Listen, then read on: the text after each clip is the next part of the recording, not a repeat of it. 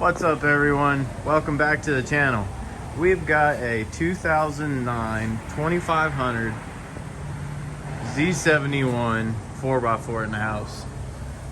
Got a 6L90 transmission. We've got a 6.0 LS gas engine. Just kind of want to show y'all the first process of going through one of these and what it takes. First of all, what we do is we hook our scanner up to the unit, up to the vehicle, and we get a database. It comes back with a complete code scan of the entire vehicle and tells us every code that has popped up.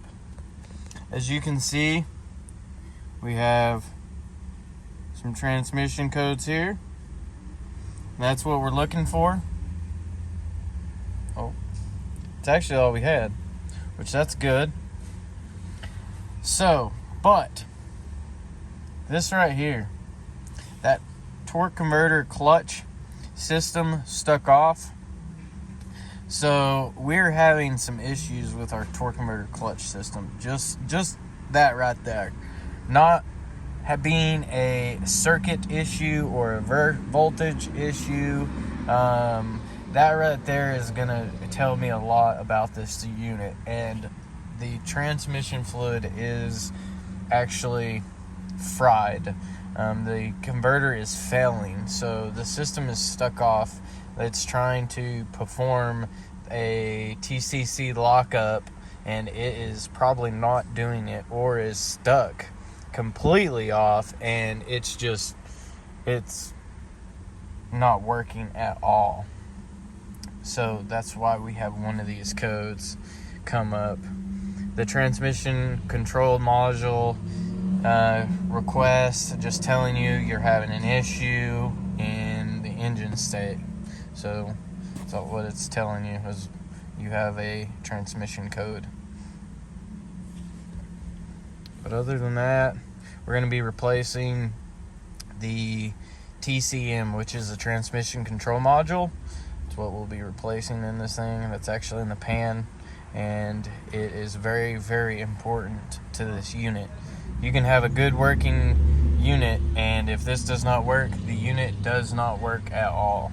So this is a major part of a first diagnose on a vehicle, is putting a scanner on it, figuring out if we have any codes in the system, why, and if it's electrical or mechanical.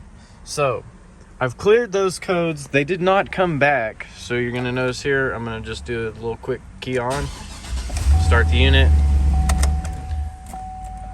The engine light went off. So these codes right here are not hard codes. Hard codes meaning we do not have a fault right off the bat. The vehicle actually has to go down the road and go into a working process, and it noticed that it isn't working correctly, and it throws the codes, which is a mechanical issue. And then, of course, another indication we're having a failure, you're not going to be able to smell it. Oh, there's none on it. Let me stick it back in there. It wasn't in all the way.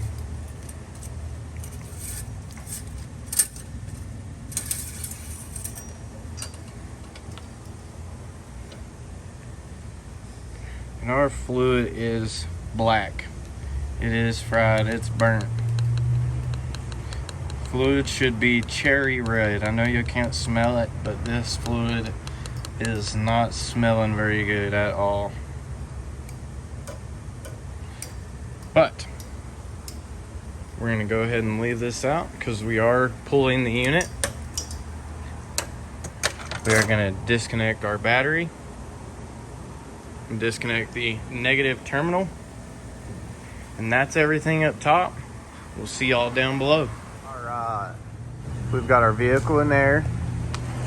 We've got our piece of paper for our report, pre-scan vehicle system report. We've got our codes Notice we have a shift solenoid 2 valve performance and a transmission fluid pressure switch circuit low. So, you know, we're just gonna go check we're gonna check our battery, we're gonna be checking all of our wiring. We're gonna be replacing the TCM, which is the transmission control module, which, sorry, let me get my paper. Which is one of these solenoids here in valve performance, okay? This is the brain.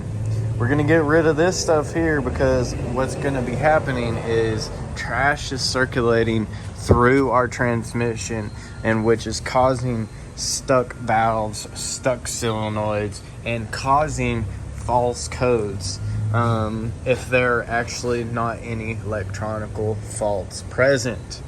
So, that being said, let's get our transmission pan off. We're gonna get this thing taken apart, see what it looks like, and see how bad it really is. Hey everyone, okay, so I've already started taking my truck apart, and one of the biggest parts is you want to start with the exhaust, just because some of them you have trouble with. We have trouble with our exhaust bolts. Back here on the manifold, there's a 3-bolt flange on both sides. Sometimes the nut will not come off, so you don't want to just keep hitting it with your 3/8 impact or your 1/2 inch impact, because what you'll end up doing is you're liable to break the stud off. Then you've got an hour, 2 hours digging a stud out. Ask Cody behind the camera. Cody, have you ever done one of those? Done a couple. Done a couple? See? So what we're gonna do is think smarter, not harder, and we're gonna get this thing out. Little heat with a torch. We're gonna warm our nut up, which is gonna allow it to expand, and it's gonna come off really easy. I'm gonna show you right now real quick. I'm gonna just hit it a couple times. I mean, it's not gonna come off at all. I mean, it's hard on there, okay? So I'm not gonna do it anymore. Get my old handy dandy torch here. Don't try this at home if you're not professional, I'm telling you. Anything with fire, you can definitely cause yourself problems. So be very, very, very careful, because I'm actually going to be by a harness. So we want to direct this fire away from our harness and straight to our nut. Sorry, I am kind of shaking. Now I'm just warming the back side of this nut up, and it's going to start glowing red. Once I start seeing it glow red,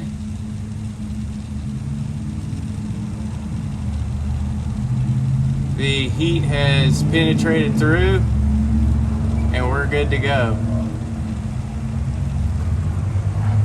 Just a little heat's all you need, nothing crazy.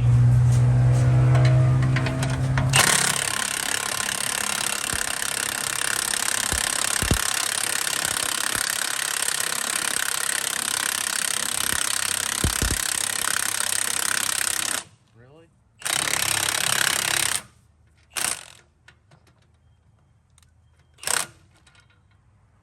Oh, here it comes.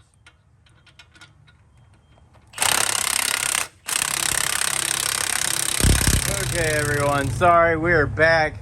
Well, we thought we were going to video and be able to make a successful, clean nut retrieval off our stud here, but it did not happen. We will be getting back to that. It will be not an easy fix, but something that can be addressed and fixed like it never happened. So we will get that taken care of. But our biggest deal was getting the pan off and seeing what the pan looked like and seeing what kind of parts order we were going to have to make.